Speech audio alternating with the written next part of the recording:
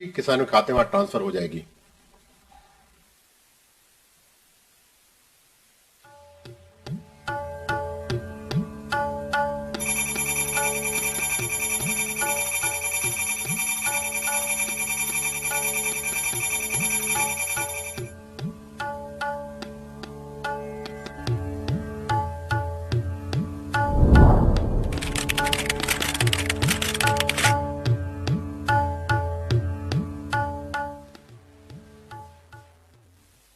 माननीय प्रधानमंत्री जी का बहुत बहुत धन्यवाद। अब मैं माननीय प्रधानमंत्री जी से 10,000 एफपीओ गठन योजना के अंतर्गत आज 1.24 लाख किसानों को 14 करोड़ से अधिक की धनराशि इक्विटी के रूप में अंतरण करने का अनुरोध करूंगा। माननीय प्रधानमंत्री जी।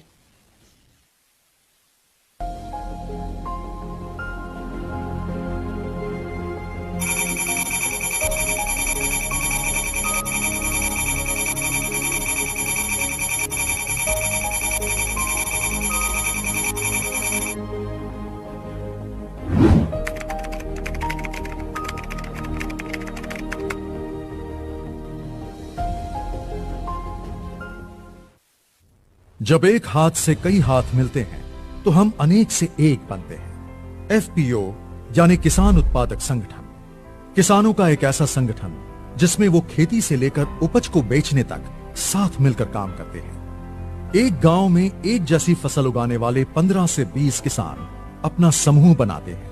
किसानों के ऐसे कई समूहों से एक एफपीओ बनता है। कृषि क्षेत्र को मजबूत और हमारे मेहनती किसानों को समृद्ध बनाने के लिए ही माननीय प्रधानमंत्री जी ने इस योजना की नींव रखी, जिससे किसानों की आय में वृद्धि होने का उनका सपना भी साकार हो रहा है। यहाँ देश के किसानों की आय बढ़ाने के लिए, किसानों को सशक्त करने के लिए 10,000 फार्मर प्रोड्यूसर ऑर्गेनाइजेशन, कृषि उत्पादक संगठन बनाने की योजना भी लॉन्च की गई। एफपीओ से न केवल किसानों की मोल भाव की क्षमता बढ़ती है, बल्कि खाद, बीज, परिवहन, भंडारण आदि की लागत में भी कमी आती है।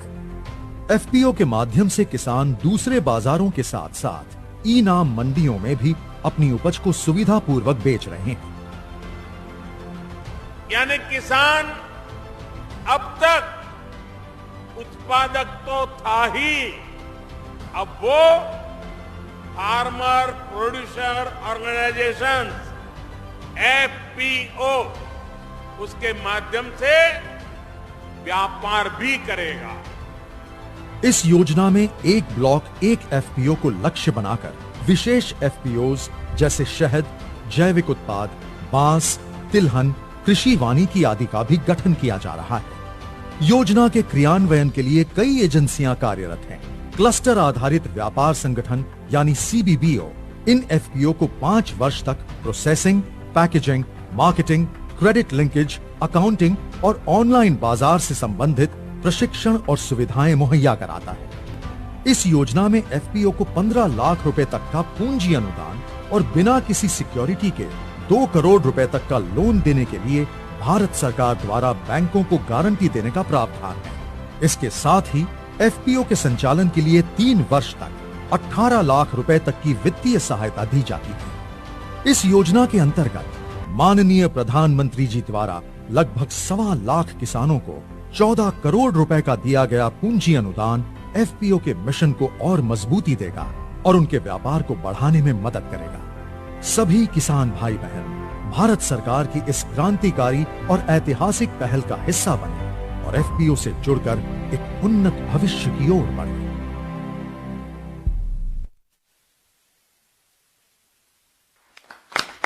अब माननीय प्रधानमंत्री जी से कुछ किसान उत्पादक संगठनों से संवाद हेतु अनुरोध करूंगा।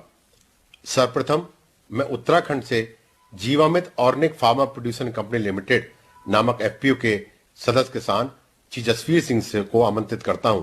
श्री जसवीर सिंह जी। जसवीर जी नमस्ते। नमस्कार सर। नमस्कार। नमस्कार, बैठिए, आप बैठिए। जसवीर जी, सबसे पहले आपको और जो भी इस कार्यक्रम में हमारे साथ जुड़े हैं उन सबको 2022 की बहुत बहुत शुभकामनाएं। आपके सर, एफपीओ के नाम में जीवामृत भी है और ऑर्गेनिक भी।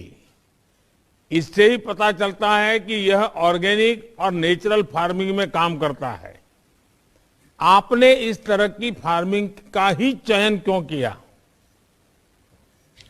सर, सबसे पहले आपको जीवामृत कंपनी की ओर से और यहाँ समस्त अधिकारी की ओर से हार्दिक नववर्ष की हार्दिक शुभकामनाएं। सर, हमारे एफपीओ में जीवामृत, सर, हमने स्टार्टिंग में जब हमने जैविक खेती स्टार्ट की तो हमारे सामने सबसे बड़ी समस्या हुई कि अब खेती तो जैविक हमने करनी स्टार्ट कर दी, बट उसमें फर्टिलाइजर और केमिकल सब बंद करने पड़े।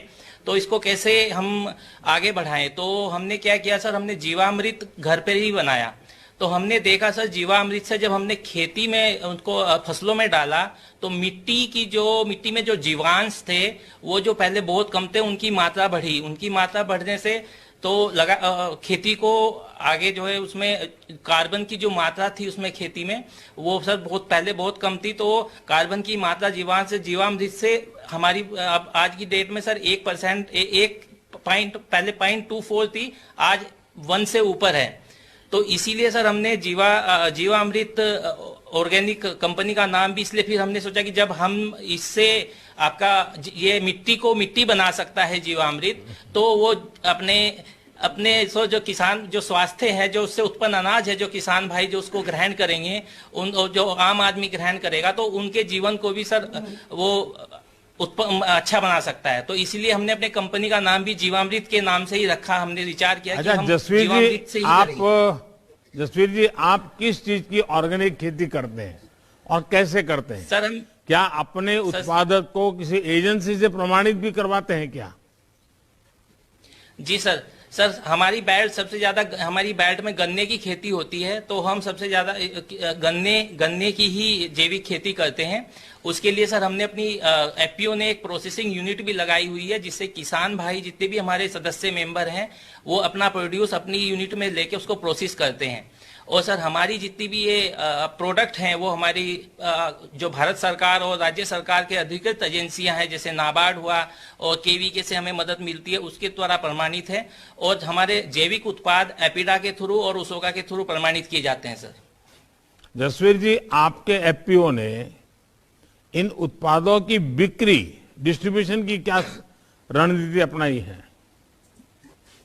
सर, जब हमने जब स्टार्ट किया था ये अपना जैविक उत्पाद, तो हमारी कैपेसिटी सर इतनी नहीं थी। तो मात्र 10 किसानों से स्टार्ट किया था, तो 10 या 15 टन की कैपेसिटी थी। तो लोकल मार्केट में सर भाव नहीं मिलता था इतना बिल्कुल भी। फिर एफपीओ गठन के बाद हमने हमारे जब हमने सर्टिफाई कराया तो हमारी मार्केट में जितनी भी ऑर्गेनिक सप्लायर हैं उनके साथ हमारे एग्रीमेंट हैं। एग्रीमेंट के साथ में हमारा टर्नओवर भी बढ़ा है और हमारे उत्पादों की में उसकी वो आई है सर, डिमांड बढ़ी है। और अच्छा जसवीर जी, आप अपने एफपीओ के लिए जैव उर्वरक की उपलब्धता ये सुनिश्चित कैसे करते हैं? सर, हमारे जितने भी किसान भाई हैं सब गौ पालन भी करते हैं, पशुपालन भी करते हैं और हमारी खुद की एफपीओ की गौशाला भी है। तो हम जीवामृत अपने गौशाला अपने वहीं पे बना के किसान भाइयों को डिस्ट्रीब्यूट भी करते हैं और सभी किसान भाई को ट्रेनिंग भी देते हैं, जिससे वो अपने घर पे ही जैव उत्पाद बनाकर अपनी फसल में प्रयोग कर सके। जसवीर जी, नेचुरल फार्मिंग, प्राकृतिक खेती, आपका प्रयास बहुत ही अच्छा है। पिछले 7 साल में हमारी कोशिश रही है कि हम प्राकृतिक खेती, नेचुरल फार्मिंग और ऑर्गेनिक फार्मिंग को बढ़ावा दे सकें। इसके लिए कई तरह की कोशिशें की जा रही हैं। इससे कई फायदे हैं। एक तो किसान की लागत कम होती है और उसकी आय बढ़ती है। वहीं मिट्टी को रासायनिक खाद और पेस्टिसाइड से मुक्ति मिलती है। आप अपने तथा संगठन के अनुभवों को ज्यादा से ज्यादा किसानों तक पहुंचाइए। आपके एफपीओ से जुड़े सभी किसान भाई बहनों को भी मेरी तरफ से 2022 की शुभकामनाएं, बहुत बहुत बधाई। बहुत बहुत धन्यवाद। संवाद हेतु पंजाब से जागृति किसान उत्पादन संगठन नामक एफपीओ के किसान सदस्य श्री रविंद्र सिंह जी को आमंत्रित करता हूं। श्री रविंद्र सिंह जी। रविंदर सिंह जी नमस्ते। सत श्री अकाल सर सत श्री अकाल जी। और सर आपको नवे वर्ष की बहुत बहुत बधाई होवे जी। आपको भी। रविंदर जी आपके बारे में कुछ बताइए। जी सर मैं जागृति एफपीओ का मेंबर हूं जी। और सर हमारे साथ 285 किसान हैं, वो शेयर होल्डिंग है, और 115 जो किसान हैं वो और जुड़े हुए हैं, और वो भी हमारे साथ जल्दी शेयर होल्डिंग हो जाएंगे। ये आपको एफपीओ बनाने का विचार कहाँ से आया? सर पहले हमारा किसान क्लब था और उस पर हम थोड़ा थोड़ा काम करते थे, जैसे दालों का, गुड़ का और सरसों के तेल का। और 2015 में हमने एफपीओ बनाई नाबार्ड की मदद से। अच्छा रविंदर जी, मुझे बताया गया कि आपके एफपीओ ने कस्टम हायरिंग सेंटर सीएससी भी बनवाया है। जी आपके सीएससी के जरिए किसानों को क्या सेवाएं दे रहे हैं? सर हमारे पास एक सुपर सीडर है, 3 हैप्पी सीडर है, 2 रूटावेटर और 3 जीरो ट्रेलर है, और एक चॉपर और एक मल्चर भी है जो पराली को जमीन में ही दफन कर देते हैं। और सर पहले तो हमने 100 एकड़ में ही काम किया था, और जब हम किसानों को पता चला कि इससे पराली को जलाने से निजात मिलती है, और अब हम 100 हेक्टेयर में काम कर रहे हैं, और हमारे किसान हैं वो खुश भी हैं कि पराली जलाने से निजात मिल रही है बहुत। अच्छा, इतना बड़ा काम आपने किया है तो सीएससी की तरफ से भी कोई लाभ मिला है आपको? जी सर मिला है, नाबार्ड और आपकी जो सरकारी है जो मशीनरी है उससे लाभ मिला है जी। रविंदर जी आपने खेती में उसमें भी कुछ नए प्रयोग किए होंगे, क्योंकि आप बड़े प्रगतिशील किसान हैं, तो तकनीकों की दृष्टि से क्या इस्तेमाल किया है? जी सर किए हैं, जैसे सीधी बिजाई है धान की, और सीधी बिजाई से ये है कि हमें पानी से भी छुटकारा पानी कम लगाने की जरूरत पड़ती है, और लेबर से भी थोड़ा फर्क पड़ता है। और सर हमने एक सर्वपक्षीय कीट प्रबंधन है जो एग्रीकल्चर यूनिवर्सिटी लुधियाना से और नाबार्ड की मदद से चल रहा है। हमारे जो किसान हैं वो उससे काम कर रहे हैं, और बहुत बढ़िया जो है मिल रहा है। रविंदर जी आपका काम। हमारे पास और सर एक है जो हमारे पास सुपर सीडर है, उससे जो पराली जमीन में दफन कर गेहूं की बिजाई जो बहुत बढ़िया होती है, उससे जो लेबर का और पैसों का भी पैसा जो फर्क पड़ता है। और सर हमने अपने किसानों के लिए इसको की एजेंसी, कैटल फीड की एजेंसी भी ले रखी है, जिससे कि किसानों को फायदा पड़ता है। जैसे बाजार में 1300 रुपए पर बैग मिलता है, और हम अपने किसानों को 1250 रुपए में ही बैग उपलब्ध करा देते हैं। सर रविंदर जी बहुत बढ़िया तरीके से आपने विषय को प्रस्तुत किया। आपका काम पूरे देश के लिए प्रेरणा है। मैं चाहता हूं कि सभी किसान भाई पराली प्रबंधन से संबंधित जानकारी को ज्यादा से ज्यादा आप साझा करें। जैसे आप और आपके साथियों ने जिस तरह पराली प्रबंधन का कार्य बेहतर तरीके से किया है, आसपास के किसानों को प्रेरित करके पराली जलाने से रोका है, वो किसान और पर्यावरण दोनों के लिए लाभदायक है।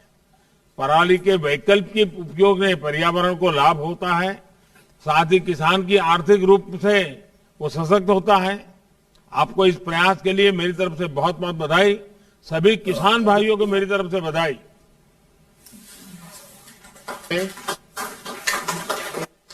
राजस्थान से भरतपुर हनी फेड किसान निर्माता कंपनी लिमिटेड नामक एफपीओ के श्री इंद्रपाल सिंह जी को संवाद हेतु आमंत्रित करता हूं। श्री इंद्रपाल सिंह जी। इंद्रपाल जी नमस्ते। माननीय प्रधानमंत्री जी को हमारी तरफ से राम राम सा और नए साल की मुबारक। आपको भी मुबारक और राम राम। अच्छा इंद्रपाल जी, आपके एफपीओ का नाम जानकर ये समझ में तो आ गया कि आपने मधुमक्खी पालन के क्षेत्र में कुछ काम किया है, पर ये काम क्या है, आप इससे कैसे जुड़े, इसके बारे में विस्तार से बताइए। और मेरे साथ हमारे राजस्थान के आदरणीय मुख्यमंत्री और मेरे मित्र अशोक जी भी हैं, तो वो भी जरूर सुनना चाहेंगे आपने क्या किया है।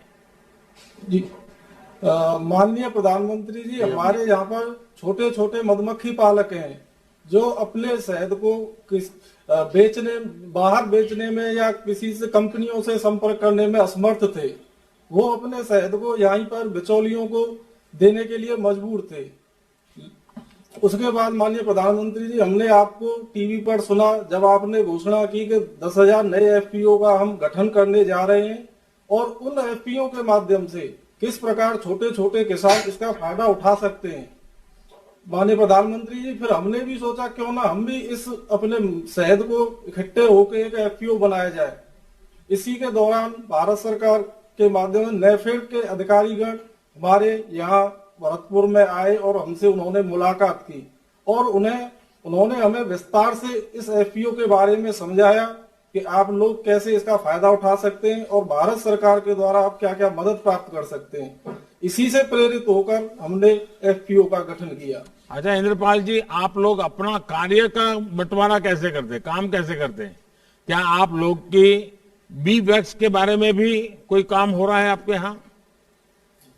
माननीय प्रधानमंत्री जी, हमारे पास बी बॉक्स होते हैं, और हमारा जो भरतपुर एरिया है इसमें सरसों बहुत ज्यादा उत्पादन होता है, तो इसी को ध्यान में रखते हुए हमने अपना किसान का कैसे फायदा हो और कृषि के साथ साथ वो दूसरा भी उत्पाद करे जिससे कि उसकी आय में कुछ बढ़ोतरी हो, इसी को ध्यान में रखते हुए हम अपने बी बॉक्स यहाँ पर सरसों पर लगाते हैं, और इसके यहाँ हमें ज्यादा परेशानी नहीं होती है।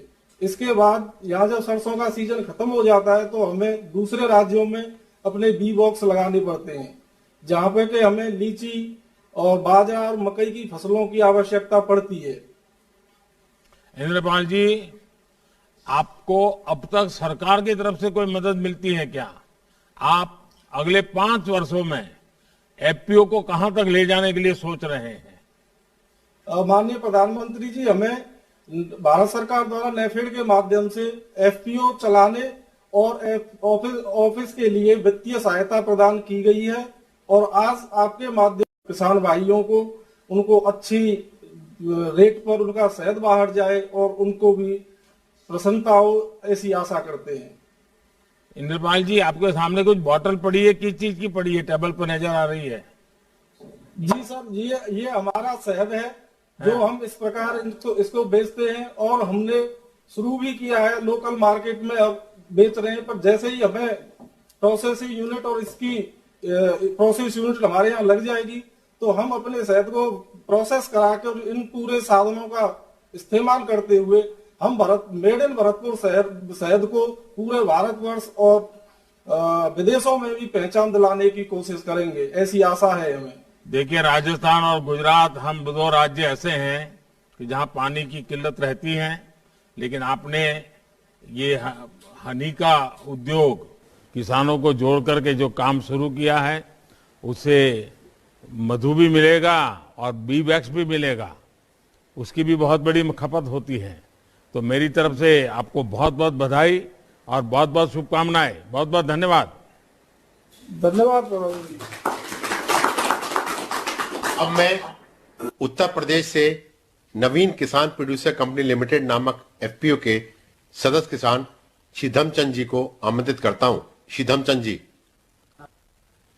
धर्मचंद्र जी नमस्कार, आप कैसे हैं? अपने काम के विषय में जरा बताइए।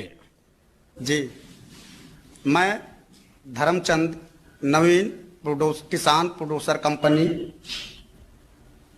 सदस्य किसान, माननीय प्रधानमंत्री जी का हार्दिक स्वागत, अभिनंदन और वंदन करता हूं। मैं प्रधानमंत्री जी का आभार प्रकट करता हूं जो कि आपने किसानों की आय समृद्धता का आधार बनाया है। किसान एक एफपीओ के आधार की कुंजी है। आम मुख्य तौर पर हम लोग इसे ऐसा मानते हैं। सर, हमारी कंपनी 13 अप्रैल 2015 में मैंने हमारी कंपनी का गठन किया था।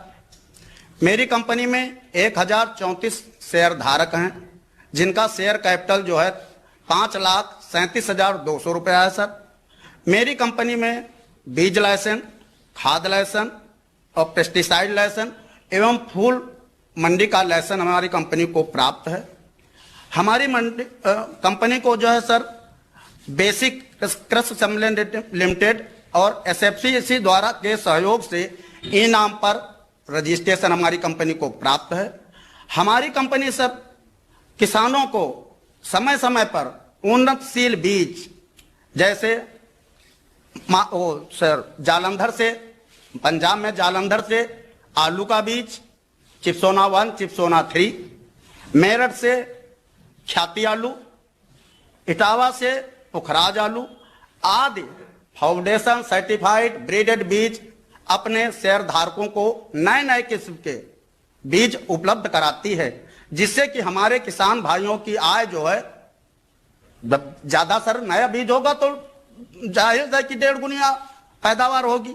हमारी कंपनी सर केले पर भी काम करती है, जो केला मैं महाराष्ट्र जालना से स्वैद केला, जलगांव से सर जैन का केला मंगा करके टिश्यू कल्चर जी9 केला अपने शेयर धारकों को उपलब्ध कराते हैं, जिससे कि हमारे शेयर धारकों की पहले की जैसे पहले का किसान सब वैसा था जो पतिया लगाता था तो पैदावार कम सर होती थी।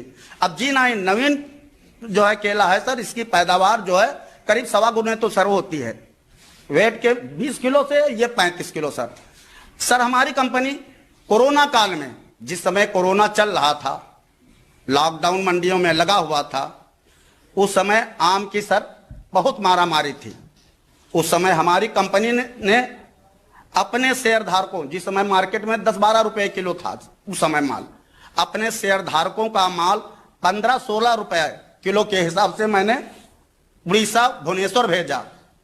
20 टन 2 ट्रक माल 2 बार में सर ग्रीडिंग करके भेजा, जिससे कि उसको बेच करके मैं अपने शेयर धारकों को 1,20,000 रुपया अतिरिक्त प्रॉफिट मैंने अपने किसान भाइयों को दिलाया, जिससे मेरा किसान बहुत खुशहाल हुआ।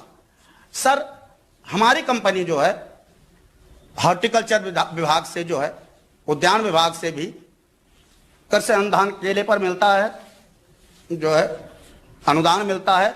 वो कंपनी जो है हमारी जो है हॉर्टिकल्चर विभाग से अनुदान दिलाती। इस बार अनुदान 5,60,000 रुपए जो है मैंने किसानों को दिलवाया। सर हमारी कंपनी जो है पीएम सम्मान निधि पर भी जो है किसानों को जो है अगर जिस किसी भाई को नहीं मिलता है तो कार्यालय जा करके उसको जो है किसान सम्मान निधि का जो है भी लाभ पहुंचाती है।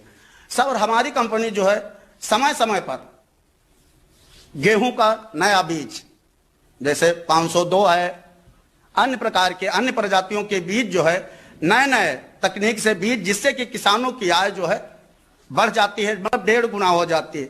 हमारी जो है कंपनी किसानों को जैविक खेती पर भी जो है करने के लिए प्रेरित करती है।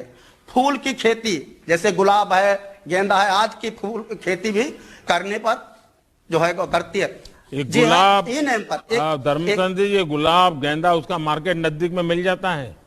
जी नहीं, उसका ई नाम पे नहीं बेचता। ई नाम पर जो है सब्जियों का और केले का, आलू का ई नाम पर करता हूँ, उसको भी जो है फूल मंडी में बेचता हूँ सर। आपने सारे इतने उत्पाद वहां ला करके रखे हैं, ये सब छोटे छोटे किसानों के उत्पाद की गई चीजें हैं? जी जी जी जी, छोटे, हमारे में सब लघु किसान है, बहुत छोटे छोटे किसान। ये केले की साइज भी बहुत बड़ी दिख रही है। अरे साहब ये ब्रांडेड मेरा केला है, नवीन केला साहब। हाँ। अभी कभी एक बार सर मौका दीजिए, जो आप हमको बुलाइए, हम लेकर आए इसको, आप खाइए, देखिए कितना बड़ा बढ़िया टेस्ट है। आपके प्यार के लिए भी आपका बहुत आभारी हूँ, लेकिन सर थोड़ा 1 मिनट सर, और थोड़ा हमको 5 मिनट का टाइम दे दीजिए, मेरी बात भी थोड़ी अधूरी रह गई। हाँ प्लीज बोले सर। हाँ हाँ बोलिए, नवीन केला है तो नवीन बात बताइए। जी जी, इस समय जो है मेरा टर्नओवर, जब मैंने कंपनी स्टार्ट की थी तब मेरा टर्नओवर उस समय पर, जब मतलब 1 साल भर चला है, उस समय मेरा टर्नओवर जो है 6,89,000 रुपए था। मेरा इस समय टर्नओवर 35,31,000 रुपए है। वाह जी। ई नेम से जो है मेरा जो है टर्नओवर जो है 5,63,000 रुपए है। ई नेम पर मैंने जो है मार्केटिंग छोटे छोटे किसान को की। मैं अपनी कंपनी से दृढ़ संकल्प के साथ कहता हूं कि मैं 22-23 में किसानों की आय मैंने नया बीज देकर के 1.25 गुना किया, ई नेम से 1.25 गुना किया, अर्थात मैंने अपने किसान शेयर धारकों की आय 1.5 गुना कर दी सर। वो दिन दूर नहीं जो माननीय प्रधानमंत्री जी के सपने को साकार करूंगा और किसान की आय दोगुनी करूंगा और मैं धर्मचंद्र अपना जी, टर्नओवर 1 करोड़ रुपए ले जाऊंगा। मुझे बहुत अच्छा लगा। मैं आभार प्रकट करता हूं। देखिए, धन्यवाद सर।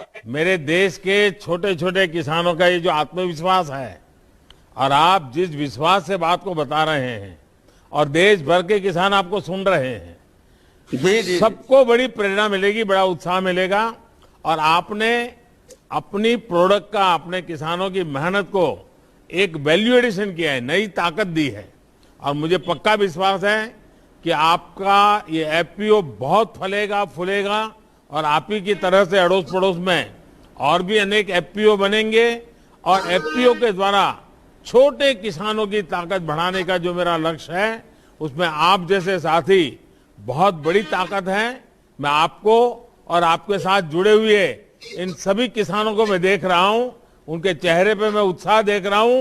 मेरा उन सबको भी नमस्कार, उन सबको भी बहुत बहुत शुभकामनाएं। धन्यवाद भैया। अब मैं तमिलनाडु से वीरपंडी कलिंजी जीवादम उत्पादन संगठन नामक एफपीओ की सदस्या श्रीमती शांति जी को आमंत्रित करता हूं। श्रीमती शांति जी। शांति जी वणक्कम। Vanakkam Ayya, Happy New Year. Happy New Year. Can you tell me why did you form this FPO? இந்த எஃப்பிஓ நிறுவனத்துக்கு காரணம் என்னன்னு சொல்ல முடியுமா? எங்களோட மக்கள் வந்து இடைத்தரகர் மூலமா விக்கிறதுனால எங்களுக்கு வந்து அதிக லாபம் ஈட்டல. அதனால நாங்க வந்து ஒரு எஃப்பிஓ ஆரம்பிக்கலாம்னு முடிவு பண்ணி 2016-17ல நபார்டோட உதவியோட வீரபாண்டி களஞ்சி ஜீவித ப்ரொடியூசர் கம்பெனியா பதிவு பண்ணணும். माननीय प्रधानमंत्री जी, हमने ये एफपीओ को इसलिए शुरुआत की, हमारे उपज को बिचौलियों का द्वारा बेचने पड़ते थे, इसके वजह से हमको कम दाम मिलते थे। इसलिए हमने 2016-17 में वीरपांडी का कलंजियम जीवित प्रोड्यूसर कंपनी को नाबार्ड का सपोर्ट से एफपीओ शुरू किया है। அதுக்கப்புறம் கொஞ்சம் கொஞ்சமா What is special about your FPO? உங்க எஸ்பிஓ சிறப்பு என்னன்னு கேக்குறாரு. ஐயா, எங்களோட வந்து அனைத்து ஷேர் ஹோல்டர்களும் பெண் விவசாயிகள் தான். நாங்க எங்க யூனிட்டுக்குள்ள வேலை செய்யறவங்களும் பெண்கள் தான். எங்க சிஓவும் பெண்கள் தான். எங்களை வழிநடத்திட்டு இருக்கிற நபார்டு மேடமும் ஒரு பெண் தான். ये एफपीओ संपूर्ण रूप से महिला से चला रहा है। इनका सीईओ भी महिला है, बोर्ड ऑफ डायरेक्टर भी महिला है। हमको मार्गदर्शन देने वाली नाबार्ड की अधिकारी भी महिला है। वाह, it is very good to know that your FPO is owned and operated and completely by women. Can you share with me your experience regarding your journey? உங்க எஃப்பிஓ முழுவதும் பெண்களால செயல்பட்டு கொண்டிருக்கிறது, அதில் மிக்க மகிழ்ச்சி. உங்கள் பயணத்தை பற்றி சொல்ல முடியுமான்னு கேட்கிறேன். எங்களோட நிலங்கள் எல்லாமே வானம் பார்த்த பூமியா தான் இருக்குது. அதனால நாங்க பெண்கள்லாம் விவசாயம் செய்யறோம், ஆண்கள்லாம் வேலைக்கு போறதுக்கும் வசதியா இருக்குது. அது இல்லாத எங்களோட விளைபொருட்கள் எல்லாமே எங்களோட கம்பெனியை கொள்முதல் பண்ணி அதை மார்க்கெட்டிங் பண்ணி இப்படி எல்லாமே சேல் பண்றோம், மதிப்பு கூட்டி சேல் பண்றோம். எங்களுக்காக வந்து NABARD, MSDA, TNRTP, NABKISAN, SFSC, அதுக்கப்புறம் வந்து தமிழ்நாடு கிராம வங்கி, इंडियन बैंक, इवங்க எல்லாமே எங்களுக்கு சப்போர்ட்டிவா இருக்காங்க. महोदय, ये हमारे क्षेत्र में कम वर्षा होती है, इसलिए हम महिला मिलकर खेती करने के निर्णय लिया ताकि पुरुष वर्गों अन्य रोजगार कर सके और हमारे किसान सदस्यों से उनके उत्पादन को प्रोक्योर करके प्रोसेस करके, इनके अलावा अन्य जिले के किसानों से भी मिलेट खरीद के उसका प्रोसेस करके विपणन करते हैं। हम इसके लिए हमको NABARD, TNRDB, MSDA, Napkisan, agri department हमारे बिजनेस को सपोर्ट करते हैं। You've been producing and marketing sorghum. How do you market your produce? Did FPO make any difference in this? இந்த நீங்க வந்து சொர்க்கம் வந்து மார்க்கெட் பண்றீங்க, அதுல வந்து நீங்க வந்து இது ஏதாவது டிஃபரன்ஸ் இருக்கான்னு கேட்க அதுல பண்றது. அதாவது சோளம் வந்து மானாவாரி நிலங்கிறதுனால அதிகமா சோளம் பயிர் பண்றோம். அது வந்து அந்த சோளத்தை வந்து எங்களோட உணவுக்காகவும் எங்களோட கால்நடைக்கு தீவனமாகவும் பயன்படுத்துறோம். அந்த சோளத்துல வந்து நம்மள சுகரை கண்ட்ரோல் பண்ற தன்மையும் மூட்டு வலியை குணப்படுத்துற தன்மையும் இருக்கிறதுனால நாங்க அதிகமா சோளத்தை பயிர் பண்றோம். महोदय, हमारे पहले भी बताया ये क्षेत्र में वर्षा कम होती है, इसलिए मिलेट के उपज होती है। ये स्वर्गम का दाना खाने के लिए है और उनके फॉडर जानवर के लिए उपलब्ध होती है। स्वर्गम हमारी पारंपरिक खानापन हिस्सा रहा है। इसमें काफी फाइबर और मिनरल पाए जाते हैं, जिससे डायबिटिक जैसा बीमारियों से बचने में मदद मिलती है। आप सभी का काम इस बात का प्रमाण है कि नारी शक्ति क्या नहीं कर सकती है। नारी शक्ति अगर सामूहिक हो तो इसका अगर और भी व्यापक हो जाता है। और सोरगम चारा और ज्वार की सफल खेती कर रही है।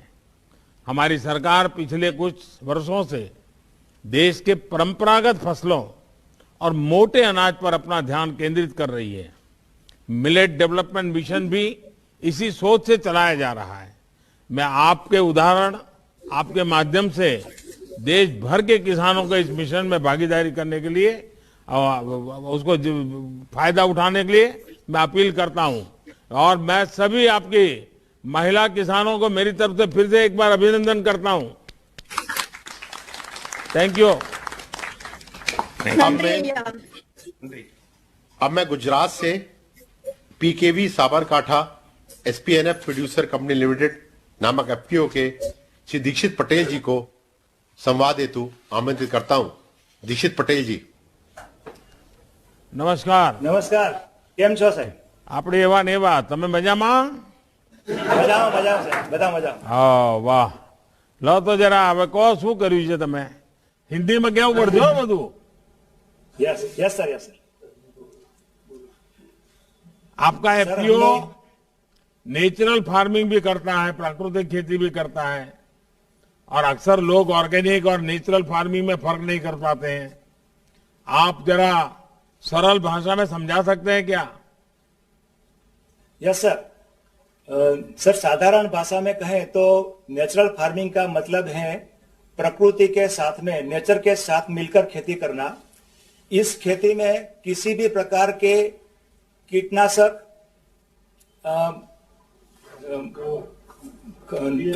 खरपतवार नाशक, पेस्टिसाइड आदि किसी का भी प्रयोग नहीं किया जाता है।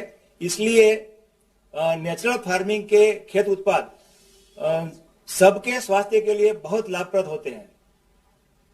अच्छा, नेचुरल फार्मिंग से खेती का खर्च कैसे कम होता है, ये भी जरा बताइए। सर, नेचुरल फार्मिंग जो है वो गाय आधारित खेती है, जिसमें एक गाय से 30 एकड़ की खेती हो सकती है। इस खेती में मुख्य 4 आयाम है। ये बीजामृत, जीवामृत, आच्छादन और वापसा। कीट नियंत्रण के लिए ब्रह्मास्त्र, नीमास्त्र, अग्निअस्त्र, 10 पर्णियर को किसान खुद अपने खेत में प्राकृतिक संसाधनों से बना सकते हैं, जिससे किसान का खेती खर्च बहुत ही कम हो जाता है, और इसलिए इस खेती को जीरो बजट खेती भी कह सकते हैं। अच्छा, आपके एफपीओ के जो प्रोडक्ट्स हैं उन्हें सामान्य खेती से मिली उपज से कितना ज्यादा पैसा मिलता है? सर, ये अभी आप देख रहे हैं कि जो हमने हमारी जो उपज रखी है वैल्यू एडिशन करके, प्रोसेस करके, क्या क्या है मुझे दिखाइए जरा, क्या क्या है दिखाइए। सर, ये हमने जैसे नींबू का अचार बनाया है, फिर बाद में ये जो मक्का है, मक्का का भी ये जो अपना वैक्यूम प्रेस करके वैक्यूम पैकिंग किया हुआ है, फिर ये जो हल्दी को प्रोसेस करके रखा है। ऐसे सभी जो ये तेल निकाला है, जो कच्ची घानी से तेल निकाला है मूंगफली का, ये सब्जी, कोई सब्जी भी नजर आ रही है बगल में कुछ? हाँ, तो ये सब्जी भी है। जो साबरकांठा में जो किसान सब्जी करते हैं, तो वो सब्जी का भी सीधा उपभोक्ता तक पहुंचाने का काम करते हैं। ये क्या दिखा रहे हैं? ये पपीता है सर। पपीता है। 3 किलो 700 का खेत का है। 3 किलो 700 ग्राम का ये प्राकृतिक पपीता है। अच्छा। जो लोग कहते हैं कि इसको पोषक तत्वों के लिए केमिकल फर्टिलाइजर जरूरत होती है, ये सर नहीं होता है। कि ये प्राकृतिक संसाधनों से इसकी जो है उपजवार जो है कोई कम नहीं होती है। अच्छा, इसका बिजनेस मॉडल क्या है, व्यापारिक गतिविधियां क्या है? सर हमने ऐसा जो अपना गुजरात एग्रो कॉरपोरेशन के अंतर्गत हमने जो प्राकृतिक कृषि का एपीओ बनाया है, जो गुजरात में प्राकृतिक कृषि करते हैं उन्हीं का एपीओ बनाया है, तो उसमें जो किसानों को जोड़ा है, तो उसमें हम जो भी हमारी प्रोसेस है उसका प्रोसेसिंग, ग्रेडिंग, प्रोसेसिंग करके सीधा उपभोक्ता तक पहुंचाने का एक डिजिटल प्लेटफॉर्म एक बना रहे हैं, जिसमें हम सरकार हमको बहुत मदद कर रही है। और डिजिटल प्लेटफॉर्म से जो किसान की जो उपज है उसका ट्रांसपेरेंसी से सीधा उपभोक्ता तक पहुंचेंगे तो सीधा उसको फायदा होगा। मतलब कि किसानों की आय जो है वो 2 गुनी से ज्यादा हो जाएगी। अभी देखो सर, हमारी नेचुरल फार्मिंग करने से हमारी आय तो 2 गुनी हो चुकी है, सभी किसानों की 2 गुनी से ज्यादा हो जाएगी, क्योंकि बिचौलिए सब निकल जाएंगे और प्रोसेसिंग के पूरे दाम मिलेंगे। दीक्षित, आप और सारे जो आपका एपीओ किस इलाके में है? साबरकांठा में? साबरकांठा में सर हमने पूरे अपना खेड़ब्रह्मा से लेके पूरा प्रांतिक तक के सभी किसानों को जोड़े हैं। अभी मेरे साथ जो बैठे हैं वो सभी वही किसान हैं। तो हमने अभी 2 एपीओ हमारा रजिस्टर्ड हो गया है, तो हमने 4-4 तहसील को उसमें बांट लिया है। तो ये ज्यादातर ईडर और जादर के इलाके के लोग हैं। सर देखो, ये ईडर, वडाली, खेड़ब्रह्मा, फिर अपना पोसीना, फिर बाद में प्रांतिज, हिम्मतनगर, तरोद, सभी में जोड़ दिया है। 4-4 तो तालुका को जोड़ा है। पोसीना में हमारे आदिवासी भाई भी ये खेती करने लगे हैं। हाँ सर आदिवासी जो भाई हैं वो तो पहले से प्राकृतिक ही करते थे, लेकिन अभी पिछले कुछ वर्षों में हमने रासायनिक में डाले तो वो तो जल्दी से समझ गए, क्योंकि उनके पास देसी गाय भी है और उनको समझ भी है, तो उनको बहुत फायदा होता है। चलिए दीक्षित भाई, अच्छा लगा मुझे आपसे बात करने का मौका मिला, और आप लोगों ने जो अपनी पैदावार दिखाई है उसे लगता है कि काफी प्रगति की है आपको। मेरी तरफ से आपको बहुत बहुत शुभकामनाएं, और प्राकृतिक खेती को आप और ज्यादा प्रचारित कीजिए। और आपके यहाँ तो गवर्नर साहब खुद इसके लिए बड़ी मेहनत कर रहे हैं, और गुजरात के किसानों ने इसको स्वीकार भी किया है। मेरी तरफ से आपको बहुत बहुत बधाई। धन्यवाद, थैंक यू सर। माननीय प्रधानमंत्री जी का इस संवाद हेतु बहुत बहुत धन्यवाद। अब माननीय प्रधानमंत्री जी के समक्ष प्राकृतिक खेती पर एक लघु फिल्म प्रस्तुत है।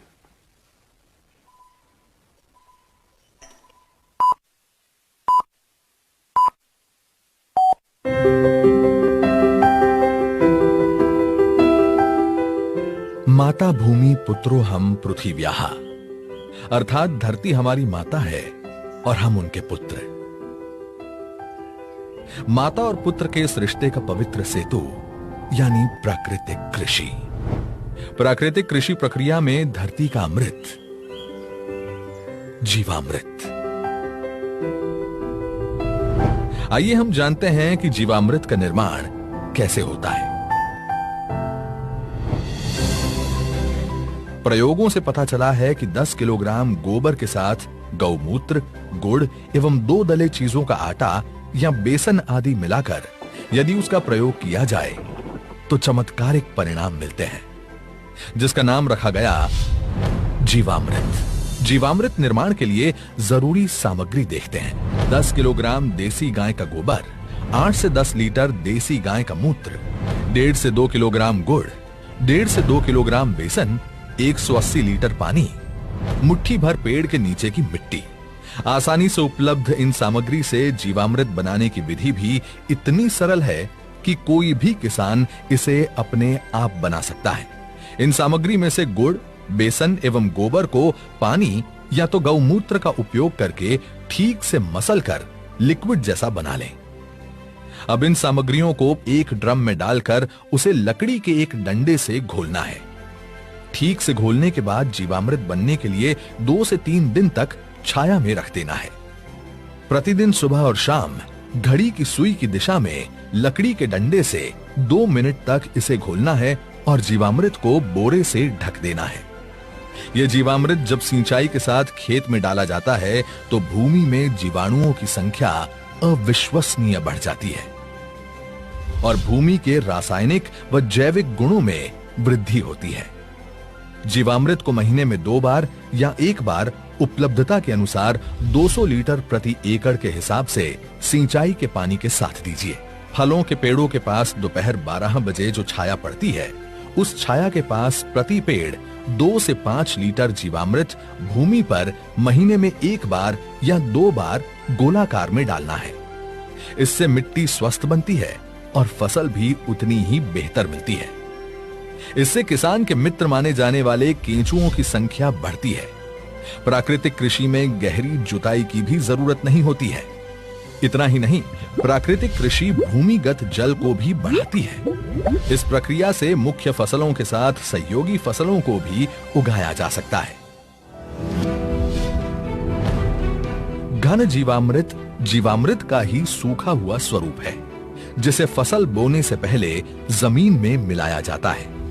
धूप में सुखाए गए 200 किलोग्राम गोबर में ताजा बना 20 लीटर जीवामृत मिलाकर 2 दिन छाया में रखते हैं।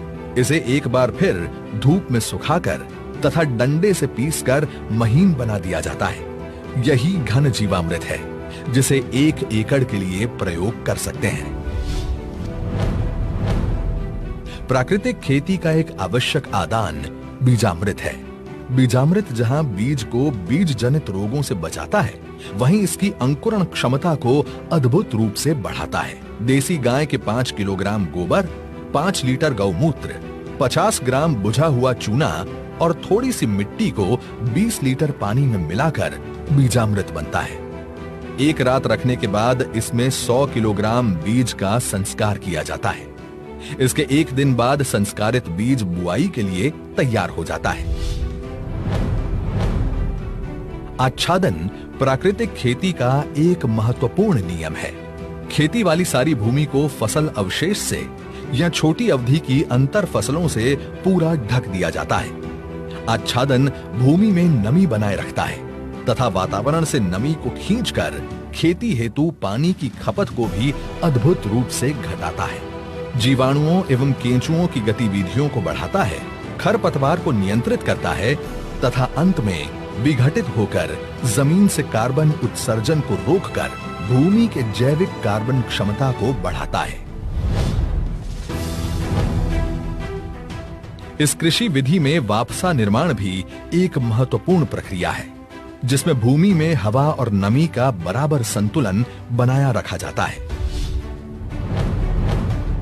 प्राकृतिक कृषि विधि केवल भूमि की उत्पादन क्षमता को ही नहीं बढ़ाती है, बल्कि ये कीट एवं बीमारियों के रोकथाम के लिए भी एक प्रभावी विकल्प देती है। फसलों पर कीट पतंगों की रोकथाम के लिए स्थानीय वनस्पति पर आधारित सस्ता तथा किसान के खेत में ही बनने वाला आदान है अग्नि अस्त्र।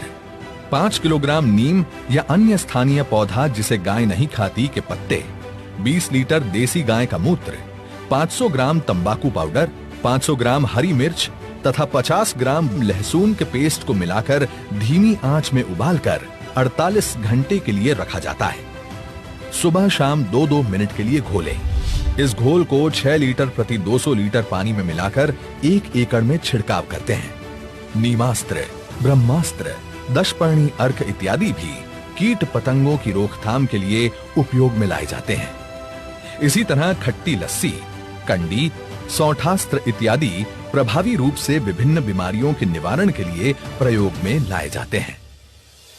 प्राकृतिक कृषि से देश में नई ऊर्जा का संचार हो रहा है। आइए आजादी के अमृत महोत्सव में मां भारती की धरा को रासायनिक खाद और कीटनाशकों से मुक्त करने का संकल्प ले। दुनिया को स्वस्थ धरती, स्वस्थ जीवन का रास्ता दिखाएं। आज देश ने आत्मनिर्भर भारत का सपना संजोया है। आत्मनिर्भर भारत तभी बन सकता है जब उसकी कृषि आत्मनिर्भर बने, एक एक किसान आत्मनिर्भर बने। और ऐसा तभी हो सकता है जब अप्राकृतिक खाद और दवाइयों के बदले हम मां भारती की मिट्टी का संवर्धन गोवर्धन से करें, प्राकृतिक तत्वों से करें। हर देशवासी हर चीज के हित में, हर जीव के हित में प्राकृतिक खेती को हम जन आंदोलन बनाएंगे। आजादी के अमृत महोत्सव के इस शुभ अवसर पर वर्तमान खेती की दशा एवं दिशा हेतु माननीय प्रधानमंत्री जी का ये अति महत्वपूर्ण आह्वान है। देश के लाखों किसानों ने इस विधि को स्थापित कर दिया है। गुजरात प्रदेश का डांग जिला तो पूरा ही प्राकृतिक खेती जिला घोषित कर दिया गया है। देश के कई गांव आज इस ओर परिवर्तित हो रहे हैं, क्योंकि इससे किसानों के जीवन में उन्नति आ रही है। मेरा नाम सत्या है। मैं मेरे 150 पौधा है जिसमें मैं प्राकृतिक खेती की अब स्प्रे कर रही हूँ। अगर जहरीली स्प्रे हम दुकानों से खरीद के करते थे तो उससे हमारे खर्चा ज्यादा आता था, पैसा भी ज्यादा लगता था, और इसमें हमारे को खर्चा भी कम है और फल भी अच्छा बन रहा है, जिसके लिए हमें यूरिया डालने की कोई जरूरत नहीं है अभी इसमें। पहले सर अगर 5000 का खर्चा हमारा आता था स्प्रे का, तो अभी हमारा 500 का भी शायद खर्चा नहीं आया है। इसलिए मैंने अपने बगीचे से शुरू करा है, पर इस साल मैं सबको बता रही हूँ कि आगे के लिए आप ही जो मैंने किया है अपने बगीचे में, आप ये स्प्रे करके देखो। दिल खुश हो जाता है सर, जब अपनी फसल इस तरह से अच्छे से आए तो दिल भी खुश हो जाता है सर। प्राकृतिक खेती के तरीकों को अपनाने से फसल की उपज में बढ़ोतरी हुई है, मिट्टी की गुणवत्ता में सुधार हुआ है, धरती माता सुखी है। उसे लगता है कि किसान ने बेहतर तरीके से उसका ध्यान रखा है और उसके लिए उसे अच्छा भोजन और अच्छी उपज लौटानी चाहिए। कोविड જેવી મહામારીની પરિસ્થિતિમાં લોકોને એ સમજ આવી કે જો આપણો ખોરાકમાં શુદ્ધિકરણ હશે તો જ આપણે બચી શકાશે, તો હવે એ લોકો સમજવા માંડ્યા છે, લોકો ઉપભોક્તા સમજવા માંડ્યા છે કે આપણે પ્રાકૃતિક ખોરાક ખાવો છે, તો ત્યાં આપણે ભાવ પણ મળે છે। तो हमारा पैसा भी बचा और टाइम भी बच रहा है, और हमारी जो है खेती का, हमारी धरती माँ का स्वास्थ्य भी अच्छा हो रहा है, और उसके साथ साथ हमारा भी स्वास्थ्य अच्छा हो रहा है। यही तो है आत्मनिर्भर किसान, जो ला रहे हैं गांव-गांव में समृद्धि और बना रहे हैं आत्मनिर्भर भारत।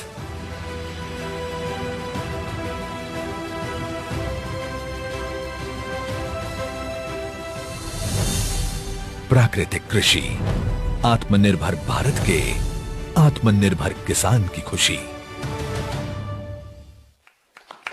अब आज के शुभ अवसर पर माननीय प्रधानमंत्री जी से देश को संबोधित करने का सादर अनुरोध है।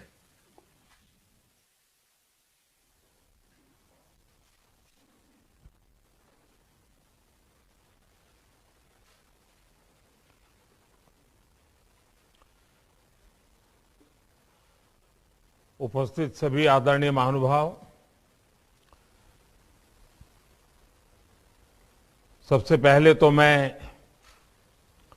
माता वैष्णो देवी परिसर में हुए दुखद हादसे पर शोक व्यक्त करता हूं। जिन लोगों ने भगदड़ में अपनों को खोया है, जो लोग घायल हुए हैं, मेरी संवेदनाएं उनके साथ है। केंद्र सरकार, जम्मू कश्मीर प्रशासन उसके लगातार संपर्क में है। मेरी लेफ्टिनेंट गवर्नर मनोज सिन्हा जी से भी बात हुई है। राहत के काम का, घायल के उपचारों का पूरा ध्यान रखा जा रहा है। भाइयों बहनों, इस कार्यक्रम में हमारे साथ जुड़े केंद्रीय मंत्रिमंडल के मेरे सहयोगी गण, अलग अलग राज्यों के सभी आदरणीय मुख्यमंत्रीगण, राज्यों के कृषि मंत्री, अन्य महानुभाव और देश के कोने कोने से जुड़े मेरे करोड़ों किसान भाइयों और बहनों, भारत में रह रहे, भारत से बाहर रह रहे प्रत्येक भारतीय, भारत के प्रत्येक शुभचिंतक और विश्व समुदाय को वर्ष 2022 की हार्दिक शुभकामनाएं। साल की शुरुआत देश के करोड़ों अन्नदाताओं के साथ हो। साल के प्रारंभ में ही मुझे देश के कोने कोने में हमारे किसानों के दर्शन करने का सौभाग्य मिले, ये अपने आप में मेरे लिए बहुत बड़ी प्रेरणा की पल है। आज देश के करोड़ों किसान परिवारों को, विशेषकर छोटे किसानों को, प्रधानमंत्री किसान सम्मान निधि की 10वीं किस्त मिली है। किसानों के बैंक खातों में 20,000 करोड़ रुपए ट्रांसफर किए गए हैं। आज हमारे किसान उत्पाद संघ, फार्मर्स प्रोड्यूस ऑर्गेनाइजेशंस, इससे जुड़े किसानों को आर्थिक सहायता भी भेजी गई है। सैकड़ों एफपीओस आज नई शुरुआत भी कर रहे हैं। साथियों, हमारे यहां कहते हैं, आमुखा आयाति कल्याणम कार्य सिद्धिम ही संसति ही, अर्थात सफल शुरुआत कार्य सिद्धि की, संकल्पों की सिद्धि की पहले ही घोषणा कर देती है। एक राष्ट्र के रूप में हम 2021 में बीते साल को उसी रूप में देख सकते हैं। 2021 100 साल में आई सबसे बड़ी महामारी से मुकाबला करते हुए कोटि कोटि भारतीयों के सामूहिक सामर्थ्य देश ने क्या करके दिखाया, इसके हम सब साक्षी हैं। आज जब हम नव वर्ष में प्रवेश कर रहे हैं, तब बीते साल के अपने प्रयासों से प्रेरणा लेकर हम नए संकल्पों की तरफ बढ़ना है।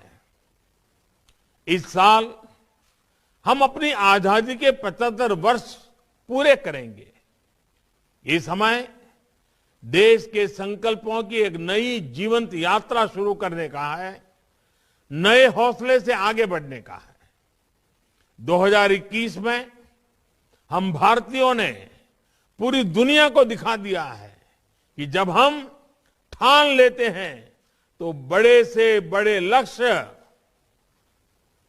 बड़ा सा बड़ा लक्ष्य छोटा हो जाता है।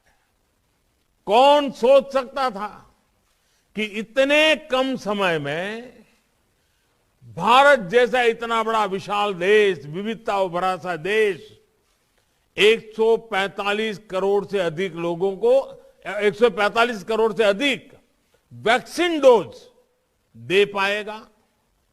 कौन सोच सकता था कि भारत एक दिन में 2.5 करोड़ वैक्सीन डोज का रिकॉर्ड बना सकता है। कौन सोच सकता था कि भारत एक साल में 2 करोड़ घरों को पाइप से पानी की सुविधा से जोड़ सकता है। भारत इस कोरोना काल में अनेकों महीनों से अपने 80 करोड़ नागरिकों को मुफ्त राशन सुनिश्चित कर रहा है। और मुफ्त राशन की सिर्फ इस योजना पर ही भारत 2,60,000 करोड़ रुपए, उससे भी ज्यादा खर्च कर चुका है। मुफ्त अनाज की इस योजना का बहुत बड़ा लाभ गांव को, गरीब को, गांव में रहने वाले हमारे किसान साथियों को मिला है, खेत मजदूरों को मिला है। साथियों, हमारे यहां ये भी कहा गया है, संगे शक्ति युगे युगे, यानी इस युग में संगठन से ही शक्ति होती है। संगठित शक्ति यानी कि सबका प्रयास, संकल्प को सिद्धि तक ले जाने का मार्ग। जब 130 करोड़ भारतीय मिलकर एक कदम आगे बढ़ाते हैं तो वो सिर्फ एक कदम भर नहीं होता, 130 करोड़ कदम होते हैं। हम भारतीयों का स्वभाव रहा है कि कुछ ना कुछ अच्छा करके हमें एक अलग सुकून मिलता है। लेकिन जब ये अच्छा करने वाले एकत्र होते हैं, बिखरे हुए मोतियों की माला बनती है, तो भारत माता दैदीप्यमान हो जाती है। कितने ही लोग देश के लिए अपना जीवन खपा रहे हैं, देश को बना रहे हैं। ये काम पहले भी करते थे, लेकिन उन्हें पहचान देने का काम अभी हुआ है। हर भारतीय की शक्ति आज सामूहिक रूप में परिवर्तित होकर देश के विकास को नई गति और नई ऊर्जा दे रही है। जैसे इन दिनों जब हम पद्म पुरस्कारों से सम्मानित लोगों का नाम देखते हैं, उनके चेहरे देखते हैं, तो आनंद से भर जाते हैं। सबके प्रयास से ही आज भारत कोरोना जैसी इतनी बड़ी महामारी का मुकाबला कर रहा है। भाइयों और बहनों, कोरोना के इस काल में देश में हेल्थ सेक्टर को और मजबूत करने, हेल्थ इंफ्रा को और बढ़ाने पर भी निरंतर काम किया गया है। 2021 में देश में सैकड़ों नए ऑक्सीजन प्लांट्स बनाए गए हैं, हजारों नए वेंटिलेटर्स जोड़े गए हैं। 2021 में देश में अनेकों नए मेडिकल कॉलेज बने, दर्जनों मेडिकल कॉलेजों पर काम शुरू हुआ है। 2021 में देश में हजारों वेलनेस सेंटर का भी निर्माण किया गया है। Ayushman Bharat health infrastructure mission देश के जिले जिले, ब्लॉक ब्लॉक तक अच्छे अस्पतालों, अच्छी टेस्टिंग लैब का नेटवर्क सशक्त करेगा। डिजिटल इंडिया को नई ताकत देते हुए Ayushman Bharat digital health mission देश में स्वास्थ्य सुविधाओं को और सुलभ और प्रभावी बनाएगा। भाइयों और बहनों, आज बहुत से इकोनॉमिक इंडिकेटर्स उस समय से भी अच्छा कर रहे हैं जब कोरोना हमारे बीच नहीं था। आज हमारी अर्थव्यवस्था की विकास दर 8% से भी ज्यादा है। भारत में रिकॉर्ड विदेशी निवेश आया है। हमारी विदेशी मुद्रा भंडार रिकॉर्ड स्तर पर पहुंचा है। जीएसटी कलेक्शन ने भी पुराने रिकॉर्ड ध्वस्त कर दिए हैं। निर्यात और विशेषकर कृषि के मामले में भी हमने नए प्रतिमान स्थापित किए हैं। साथियों, आज हमारा देश अपनी विविधता और विशालता के अनुरूप ही हर क्षेत्र में विकास के भी विशाल कीर्तिमान बना रहा है। 2021 में भारत ने करीब करीब 70 लाख करोड़ रुपए का लेन देन, 70 लाख करोड़ रुपए का लेन देन यूपीआई से किया है, डिजिटल ट्रांजैक्शन किया है। आज भारत में 50,000 से ज्यादा स्टार्टअप काम कर रहे हैं। इनमें से 10,000 से ज्यादा स्टार्टअप्स तो पिछले 6 महीने में बने हैं। 2021 में भारत के नौजवानों ने कोरोना के इस कालखंड में भी 42 यूनिकॉर्न बनाकर एक नया इतिहास रच दिया है। मैं अपने किसान भाई बहनों को बताना चाहता हूं कि एक यूनिकॉर्न ये करीब करीब 7,000 करोड़ रुपए से भी अधिक मूल्य का स्टार्टअप है। इतने कम समय में इतनी प्रगति आज भारत के नौजवान की सफलता की नई गाथा लिख रही है। और साथियों, आज जहां भारत एक और अपना स्टार्टअप इकोसिस्टम मजबूत कर रहा है, तो वहीं दूसरी ओर अपनी संस्कृति को भी उतनी ही गर्व से सशक्त कर रहा है। काशी विश्वनाथ धाम सुंदरीकरण परियोजना से लेकर केदारनाथ धाम की विकास परियोजनाओं तक, आदि शंकराचार्य की समाधि के पुनर्निर्माण से लेकर मां अन्नपूर्णा की प्रतिमा समेत भारत से चोरी हुई सैकड़ों मूर्तियों को वापस लाने तक, अयोध्या में राम मंदिर के निर्माण से लेकर धौलावीरा और दुर्गा पूजा उत्सव को वर्ल्ड हेरिटेज का दर्जा मिलने तक, भारत के पास इतना कुछ है। देश के प्रति पूरी दुनिया का आकर्षण है। और अब जब हम अपनी धरोहरों को मजबूत करने में लगे हैं तो निश्चित तौर पर टूरिज्म भी बढ़ेगा और तीर्थाटन भी बढ़ेगा। साथियों, भारत अपने युवाओं के लिए, अपने देश की महिलाओं के लिए आज अभूतपूर्व कदम उठा रहा है। 2021 में भारत ने अपने सैनिक स्कूलों को बेटियों के लिए खोल दिया। 2021 में भारत ने नेशनल डिफेंस एकेडमी के द्वारा भी महिलाओं को, उसके द्वार भी महिलाओं के लिए खोल दिए। 2021 में भारत ने बेटियों की शादी की उम्र को 18 से बढ़ाकर 21 साल यानी बेटों के बराबर करने का भी प्रयास शुरू कर दिया। आज भारत में पहली बार पीएम आवास योजना की वजह से करीब करीब 2 करोड़ महिलाओं को घर पर उनका मालिकाना हक भी मिला है। हमारे किसान भाई बहन हमारे गांव के साथी समझ सकते हैं कि कितना बड़ा काम हुआ है। साथियों, 2021 में हमने भारतीय खिलाड़ियों में एक नया आत्मविश्वास भी देखा है। भारत में खेलों के प्रति आकर्षण बढ़ा है। एक नए युग की शुरुआत हुई है। हम में से हर कोई खुश था जब भारत ने टोक्यो ओलंपिक में इतने मेडल जीते। हम में हर कोई गर्व से भरा था जब हमारे दिव्यांग खिलाड़ियों ने पैरालंपिक में इतिहास रच दिया। पैरालंपिक के इतिहास में भारत ने अब तक जितने मेडल जीते थे उससे ज्यादा मेडल हमारे दिव्यांग खिलाड़ियों ने पिछले पैरालंपिक में जीतकर दिखाए हैं। भारत आज अपने स्पोर्ट्स पर्सन्स और स्पोर्टिंग इंफ्रास्ट्रक्चर पर जितना निवेश कर रहा है उतना पहले कभी नहीं किया गया।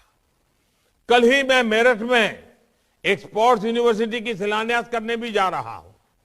साथियों, संयुक्त राष्ट्र सुरक्षा परिषद से लेकर स्थानीय निकायों तक में भारत ने अपनी नीतियों और निर्णयों में अपना सामर्थ्य सिद्ध किया है। भारत ने 2016 में यह लक्ष्य रखा था कि वो साल 2030 तक अपनी इंस्टॉल इलेक्ट्रिसिटी कैपेसिटी का 40% नॉन फोसिल एनर्जी सोर्स से पूरा करेगा। भारत ने अपना ये लक्ष्य 2030 का जो लक्ष्य था वो नवंबर 2021 में ही प्राप्त कर लिया। क्लाइमेट चेंज के खिलाफ विश्व का नेतृत्व करते हुए भारत ने 2070 तक नेट जीरो कार्बन एमिशन का भी लक्ष्य दुनिया के सामने रखा है। आज भारत हाइड्रोजन मिशन पर काम कर रहा है, इलेक्ट्रिक व्हीकल्स पर लीड ले रहा है। देश में करोड़ों एलईडी बल्ब वितरित करने से हर साल गरीबों के मध्यम वर्ग के करीब करीब 20,000 करोड़ रुपए बिजली बिल्स में कम आए हैं। देश भर के शहरों में स्थानीय निकायों द्वारा स्ट्रीट लाइट्स को भी एलईडी से बदलने से का अभियान चलाया गया है। और मेरे किसान भाई, हमारे अन्नदाता ऊर्जादाता बने, इसके लिए भी भारत बहुत बड़ा अभियान चला रहा है। प्रधानमंत्री कुसुम योजना के तहत किसान खेतों के किनारे मेड़ पर सोलर पैनल लगाकर और ऊर्जा पैदा कर सके, इसके लिए भी उन्हें मदद दी जा रही है। लाखों किसानों को सरकार द्वारा सोलर पंप दिए गए हैं। इससे पैसे की भी बचत हो रही है और पर्यावरण की भी रक्षा हो रही है। साथियों, 2021 का वर्ष कोरोना के खिलाफ देश की मजबूत लड़ाई की वजह से याद रखा जाएगा। तो इस दौरान भारत ने जो रिफॉर्म्स किए हैं उनकी भी चर्चा अवश्य होगी। बीते साल भारत ने आधुनिक इंफ्रास्ट्रक्चर के निर्माण और रिफॉर्म की प्रक्रिया को और तेज गति से आगे बढ़ाया है। सरकार का दखल कम हो, हर भारतीय का सामर्थ्य निखरे और सबके प्रयास से राष्ट्रीय लक्ष्यों की प्राप्ति हो, इसी प्रतिबद्धता से उसी को सशक्त किया जा रहा है। व्यापार कारोबार को आसान बनाने के लिए बीते साल भी अनेक निर्णय लिए गए। पीएम गति शक्ति नेशनल मास्टर प्लान देश में इंफ्रास्ट्रक्चर निर्माण की गति को नई धार देने वाला है। मेक इन इंडिया को नए आयाम देते हुए देश ने चिप निर्माण, सेमीकंडक्टर जैसे नए सेक्टर के लिए महत्वाकांक्षी योजनाएं लागू की है। बीते साल ही रक्षा क्षेत्र में आत्मनिर्भरता के लिए देश को 7 रक्षा कंपनियां मिली हैं। हमने पहली प्रोग्रेसिव ड्रोन पॉलिसी भी लागू की है। अंतरिक्ष में देश की आकांक्षाओं को नई उड़ान देते हुए इंडियन स्पेस एसोसिएशन का गठन किया गया है। साथियों, डिजिटल इंडिया अभियान भारत में हो रहे विकास को गांव-गांव तक ले जाने में बड़ी भूमिका निभा रहा है। 2021 में हजारों नए गांवों को ऑप्टिकल फाइबर केबल से जोड़ा जा गया है। इसका बहुत लाभ हमारे किसान साथियों, उनके परिवारों, उनके बच्चों को भी हुआ है।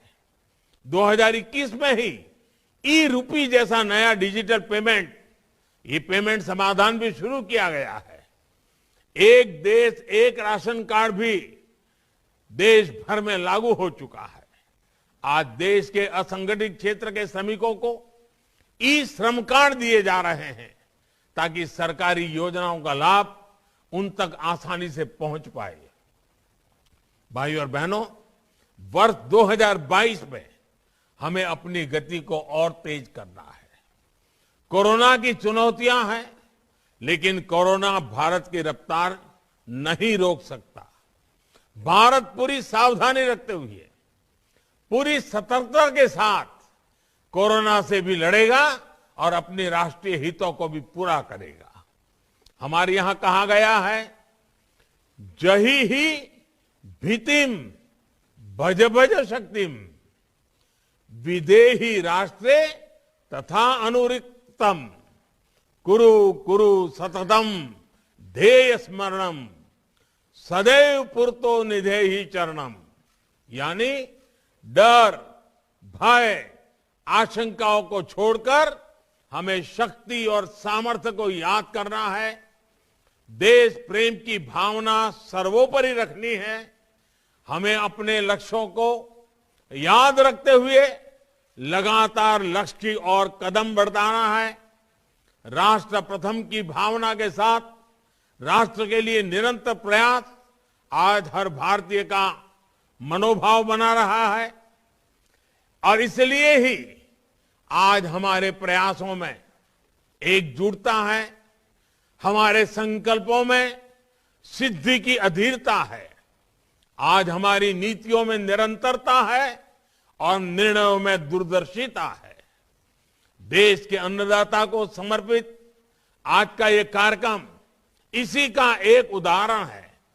पीएम किसान सम्मान निधि भारत के किसानों का बहुत बड़ा संबल बनी है। हर बार हर किस्त समय से हर साल हजारों करोड़ रुपए का ट्रांसफर बिना किसी बिचौलिए के, बिना किसी कमीशन के। पहले कोई कल्पना भी नहीं कर सकता था कि भारत में ऐसा भी हो सकता है। आज की राशि को मिला दें तो किसान सम्मान निधि के तहत किसानों के खाते में 1,80,000 करोड़ रुपए से ज्यादा ट्रांसफर हो चुके हैं। आज उनके छोटे छोटे खर्चों के लिए ये किसान सम्मान निधि बहुत काम आ रही है।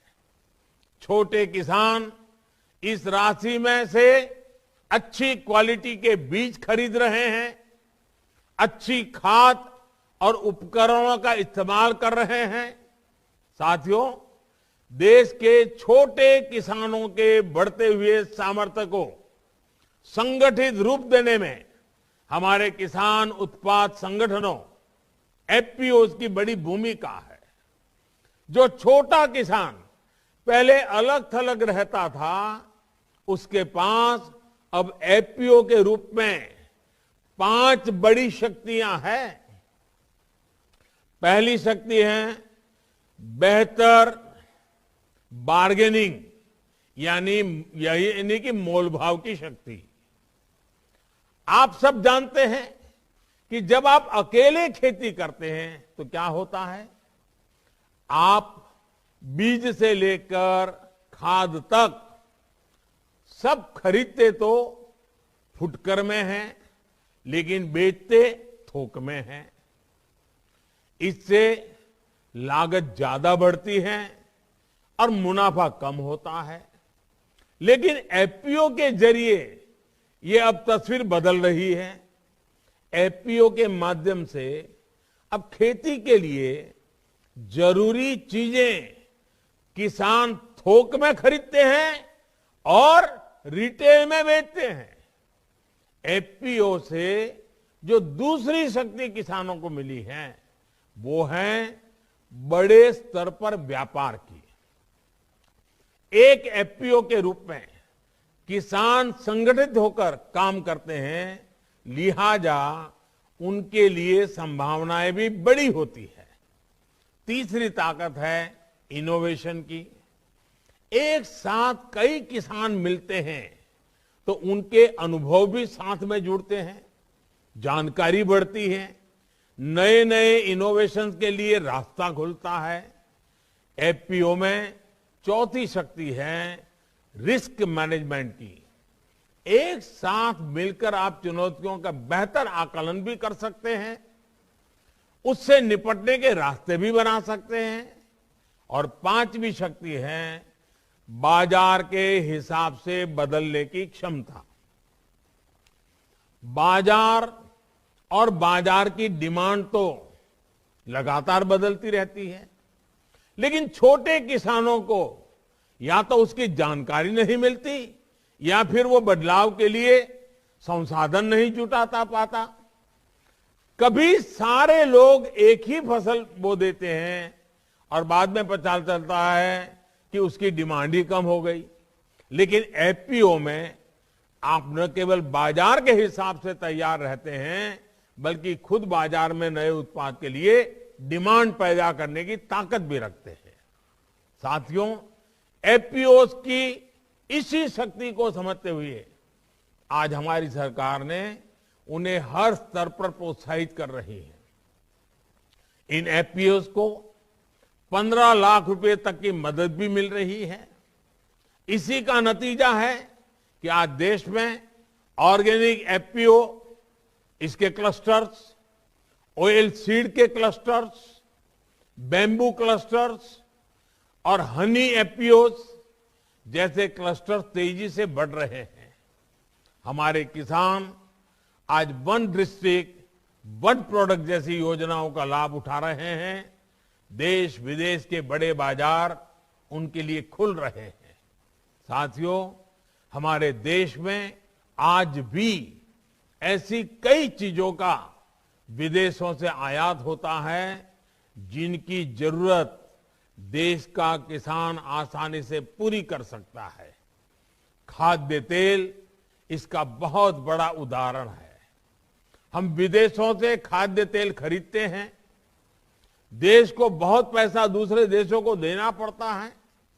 ये पैसा देश के किसानों को मिले, इसलिए हमारी सरकार ने 11,000 करोड़ के बजट के साथ नेशनल पाम ऑयल मिशन शुरू किया है।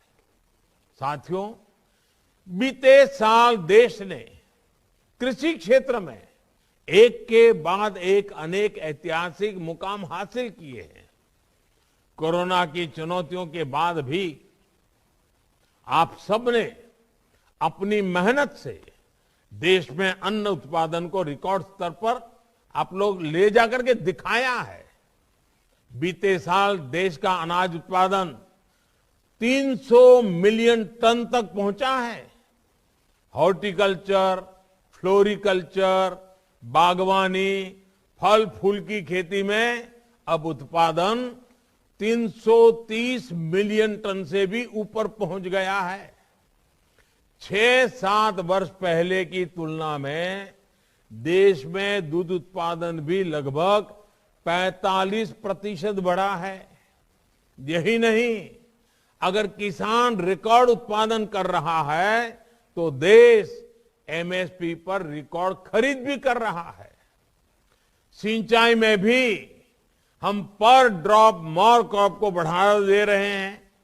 बीते वर्षों में प्रधानमंत्री कृषि सिंचाई योजना के जरिए करीब 60 लाख हेक्टेयर जमीन को माइक्रो इरिगेशन से, टपक सिंचाई से जोड़ा गया है।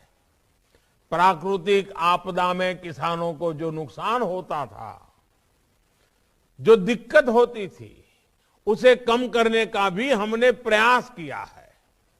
प्रधानमंत्री फसल बीमा योजना से किसानों को मिलने वाला मुआवजा 1 लाख करोड़ से भी ऊपर पहुंच गया है। ये आंकड़ा बहुत महत्वपूर्ण है। देश भर के किसानों ने करीब 21,000 करोड़ रुपए ही प्रीमियम के तौर पर दिए, लेकिन उन्हें मुआवजे के तौर पर 1 लाख करोड़ रुपए से ज्यादा मिले। भाइयों और बहनों, फसलों के अवशेष हो, पराली हो, ऐसी हर चीज से भी किसान को पैसा मिले, इसके लिए प्रयास तेज किए हैं। कृषि अवशेषों से बायोफ्यूल बनाने के लिए देश भर में सैकड़ों नए यूनिट्स लगाई जा रही हैं। 7 साल पहले जहां देश में हर साल 40 करोड़ लीटर से भी कम इथेनॉल का उत्पादन होता था, वो आज 340 करोड़ लीटर से भी अधिक हो चुका है। साथियों, आज देश भर में गोवर्धन योजना चल रही है। इसके माध्यम से गांवों में गोबर से बायोगैस बनाने के लिए प्रोत्साहन दिया जा रहा है। बायोगैस का उपयोग बढ़े, इसके लिए भी देश भर में प्लांट लगाए जा रहे हैं। इन प्लांट से हर साल लाखों टन उत्तम ऑर्गेनिक खाद भी निकलेगी, जो किसानों को कम दाम पर उपलब्ध रहेगी। जब गोबर का भी पैसा मिलेगा तो ऐसे पशु भी बोझ नहीं लगेंगे जो दूध नहीं देते या जिन्होंने दूध देना बंद कर दिया है। सब देश काम आए, कोई बेसहारा ना रहे, ये भी तो आत्मनिर्भरता ही है। साथियों, पशुओं का घर पर ही इलाज हो, घर पर ही कृत्रिम गर्भाधान की व्यवस्था हो, इसके लिए आज अभियान चलाया जा रहा है। पशुओं में फूट एंड माउथ डिसीज, खुरपका मुंहपका के नियंत्रण के लिए भी टीकाकरण मिशन चल रहा है। सरकार ने कामधेनु आयोग का भी गठन किया है। डेयरी सेक्टर के इंफ्रास्ट्रक्चर के लिए हजारों करोड़ रुपए का विशेष फंड बनाया है। ये हमारी ही सरकार है जिसने लाखों पशुपालकों को किसान क्रेडिट कार्ड की सुविधा भी जोड़ा है। साथियों, धरती हमारी माता है और हमने देखा है कि जहां धरती माता को बचाने का प्रयास नहीं हुआ, वो जमीन बंजर हो गई। हमारी धरती को बंजर होने के बचाने का एक बड़ा तरीका है केमिकल मुक्त खेती। इसलिए बीते वर्ष में देश ने एक और दूरदर्शी प्रयास शुरू किया है। ये प्रयास है नेचुरल फार्मिंग, यानी प्राकृतिक खेती। और इसकी एक फिल्म अभी आपने देखी भी, और मैं तो चाहूंगा कि सोशल मीडिया में इस फिल्म को हर किसान तक पहुंचाइए। नेचुरल फार्मिंग से जुड़ा कितना कुछ हमने अपनी पुरानी पीढ़ियों से सीखा है। ये सही समय है जब हम अपने इस पारंपरिक ज्ञान को व्यवस्थित करें, आधुनिक तकनीक से जोड़ें। आज दुनिया में केमिकल फ्री अनाजों की भारी मांग है और काफी ऊंचे दाम पर इसके खरीदार तैयार है। इसमें लागत कम है और उत्पादन भी बेहतर रहता है, जिनसे अधिक लाभ सुनिश्चित होता है। केमिकल मुक्त होने से हमारी मिट्टी की सेहत, उपजाऊ शक्ति और खाने वालों का स्वास्थ्य भी उत्तम रहता है।